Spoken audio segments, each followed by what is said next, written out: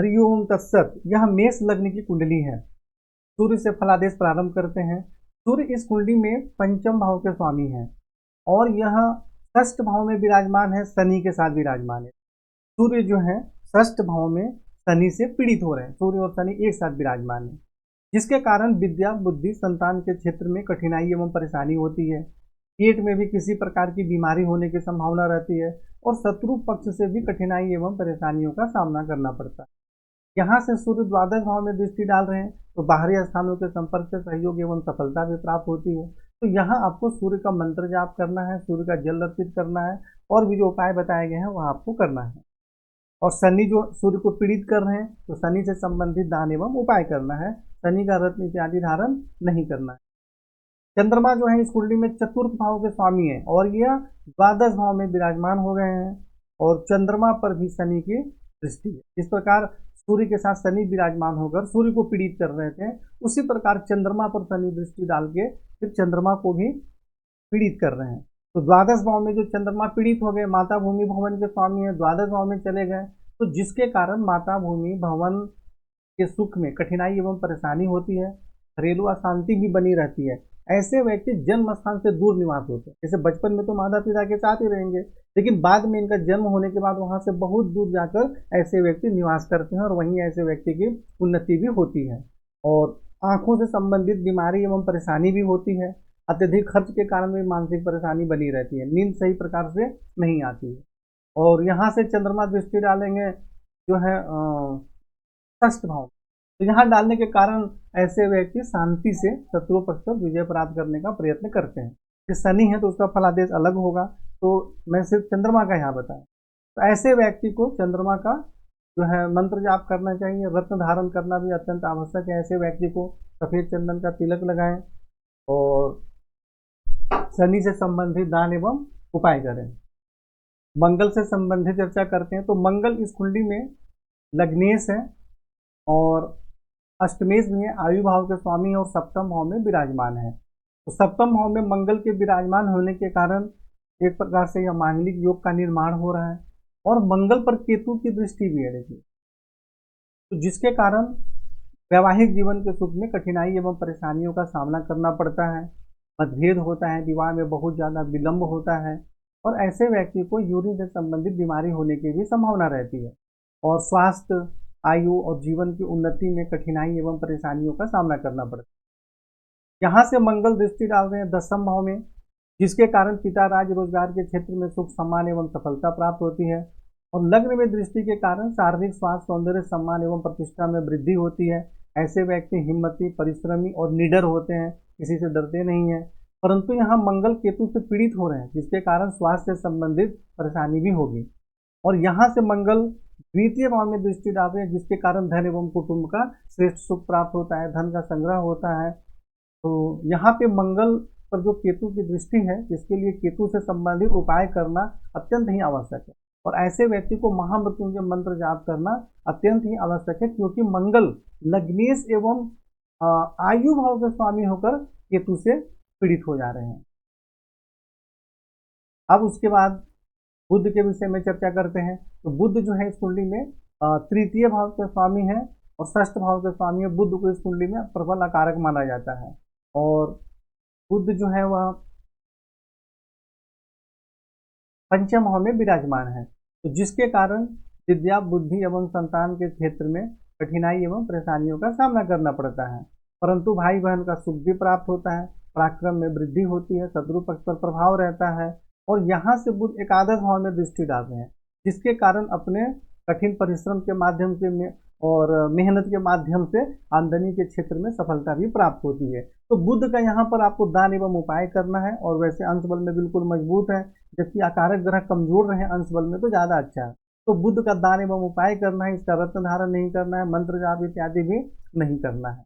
और यह चलित कुंडली में षष्ठ भाव में ही आ जा रहे हैं, देखिए प्लस है। तो षष्ठ भाव में आने के कारण भी शत्रु पक्ष पर प्रभाव रहता है, नौकरी में सफलता प्राप्त होती है।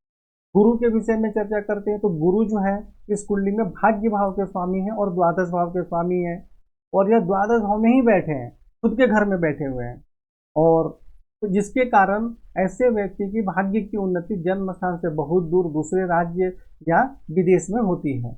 जैसे कि चंद्रमा चतुर्थ भाव के स्वामी द्वादश भाव में चले गए तो यह भी एक योग बना रहा है कि जन्म स्थान से दूर निवास करते हैं, और गुरु यहाँ विराजमान होने के कारण जन्म स्थान से दूर भाग्य की उन्नति होती है और बाहरी स्थानों के संपर्क से लाभ प्राप्त होता है। चतुर्थ भाव में दृष्टि के कारण माता भूमि भवन वाहन का सुख प्राप्त होता है। षष्ठ भाव में दृष्टि के कारण शत्रु पक्ष पर प्रभाव रहता है, और अष्टम भाव में दृष्टि के कारण आयु में वृद्धि होती है। अब यहाँ दो चीज देखिए, जैसा कि मैंने बताया कि चंद्रमा जो है वह चतुर्थ भाव के स्वामी माता भूमि भवन के स्वामी द्वादश भाव में चले गए, और इस पर शनि की दृष्टि है, तो जिसके कारण माता भूमि भवन के सुख में कठिनाई एवं परेशानी का योग बन रहा था। लेकिन वापिस जो गुरु यहाँ देख रहे हैं तो यह माता भूमि भवन से संबंधित लाभ का भी योग बना रहे हैं। इसलिए एक ही ग्रह के फलादेश को आखिरी निर्णय नहीं मानना चाहिए, सभी ग्रहों के फलादेश को देखकर समझना चाहिए। अब इसका अर्थ क्या होगा कि माता भूमि भवन का सुख भी प्राप्त होगा, लेकिन उसमें परेशानी भी होगी, दोनों ही चलेगा साथ साथ। जैसे यहाँ पर मैंने क्या बताया कि मंगल जो है स्वास्थ्य एवं आयु भाव के स्वामी है, वो केतु से पीड़ित है, तो जिसके कारण स्वास्थ्य एवं आयु में परेशानी होती है, परंतु गुरु यहाँ दृष्टि डालकर स्वास्थ्य एवं आयु में लाभ भी दे रहे हैं। तो दोनों का मिला जुला असर होता है। जो ग्रह हमें परेशान करते हैं उनका हमें दान एवं उपाय करना अत्यंत ही आवश्यक है, और महामृत्युंजय मंत्र का जाप भी करना अत्यंत आवश्यक है। शुक्र जो है इस कुंडली में सप्तम भाव के ही स्वामी है और द्वितीय भाव के स्वामी है, खुद के घर में विराजमान है, तो जिसके कारण वैवाहिक जीवन का सुख प्राप्त होता है, दैनिक रोजगार में सफलता प्राप्त होती है, धन एवं कुटुंब का श्रेष्ठ सुख प्राप्त होता है। ऐसे व्यक्ति को जीवन में धन की कमी कभी भी नहीं होती है, और लग्न में दृष्टि के कारण शारीरिक स्वास्थ्य सौंदर्य एवं जीवन की उन्नति में सफलता भी प्राप्त होती है। तो यहाँ पे जो है शुक्र जो है इनको सप्तम भाव में भले ही स्वराशि में है, तो सप्तम भाव में यदि शुक्र विराजमान होते हैं तो उसको वैवाहिक जीवन के लिए अच्छा नहीं माना जाता है, और कई बार ऐसे व्यक्ति में कुछ चारित्रिक दोष भी हो जाते हैं। तो इन सब चीज़ों का ध्यान देना चाहिए, और जो उपाय बताए गए हैं वह उपाय भी करना चाहिए। शनि जो है इस कुंडली में दसम भाव के स्वामी है और आयु भाव के स्वामी है, षष्ठ भाव में विराजमान है, और यहाँ किसके साथ? सूर्य के साथ विराजमान है। तो जब सूर्य के साथ शनि विराजमान है तो विद्या बुद्धि संतान के क्षेत्र में कठिनाई एवं परेशानी करेंगे, और शत्रु पक्ष से भी परेशानी होगी, पीठ में भी किसी प्रकार की समस्या होने की संभावना रहेगी, लेकिन शत्रु पक्ष पर प्रभाव भी रहेगा और उस पर विजय भी प्राप्त होगी, दोनों चीज होगा। और यहाँ विराजमान होने के कारण पिता राज्य एवं रोजगार के क्षेत्र में कुछ कठिनाइयों के साथ लाभ प्राप्त होगा, परंतु ऐसे व्यक्ति स्वयं के व्यवसाय करेंगे तो उसमें पूर्ण सफलता प्राप्त नहीं होगी। ऐसे व्यक्ति को नौकरी करना चाहिए, स्वयं का व्यवसाय नहीं करना चाहिए, और आमदनी प्राप्त करने में भी कठिनाइयों का सामना करना पड़ता है।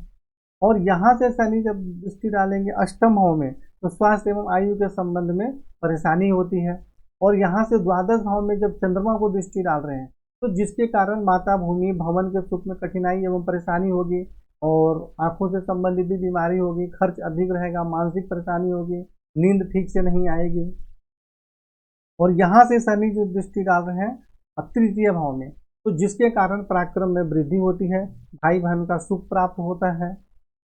तो शनि से संबंधित जो है आपको दान एवं उपाय करना अत्यंत आवश्यक है, और भी जो उपाय आपको बताए गए हैं वह भी करना जरूरी है। राहु यहाँ नवम भाव में विराजमान है, जिसके कारण भाग्य की उन्नति में कठिनाइयों का सामना करना पड़ता है, उच्च शिक्षा प्राप्त करने में भी परेशानी होती है। और यहाँ से राहु लग्न में दृष्टि डाल रहे हैं, जिसके कारण शारीरिक स्वास्थ्य सौंदर्य सम्मान एवं प्रतिष्ठा में कठिनाई एवं परेशानियों का सामना करना पड़ता है। और तृतीय भाव में दृष्टि के कारण पराक्रम में वृद्धि होती है, भाई बहन का सुख प्राप्त होता है। और पंचम भाव में दृष्टि के कारण विद्या बुद्धि संतान के क्षेत्र में कठिनाई एवं परेशानियों का सामना करना पड़ता है। तो यहाँ पे राहु से संबंधित आपको दान एवं उपाय करना है, इसका रत्न इत्यादि बिल्कुल भी धारण नहीं करना है। केतु यहाँ विराजमान है तो पराक्रम में वृद्धि होती है, परंतु भाई बहन के सुख में परेशानी भी होती है। और यहाँ जब मंगल पर दृष्टि डालेंगे तो वैवाहिक जीवन में कठिनाई एवं परेशानी होगी, यूरिन से संबंधित बीमारी होगी, शारीरिक स्वास्थ्य सौंदर्य आयु इन सभी क्षेत्र में कठिनाई एवं परेशानियों का सामना करना पड़ता है। परंतु नौवां भाव में दृष्टि डालेंगे तो भाग्य की उन्नति होती है, धर्म का पालन करते हैं।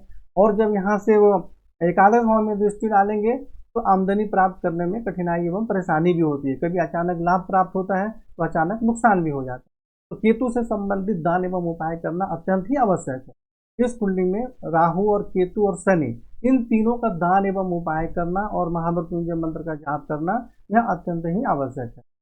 तो इस प्रकार आप समझ गए होंगे, और आपकी कुंडली में संपूर्ण फलादेश लिखे गए हैं, तो उसको देखकर समझकर आप उपाय करें और जीवन आगे बढ़ें। हरिओम तत्सत।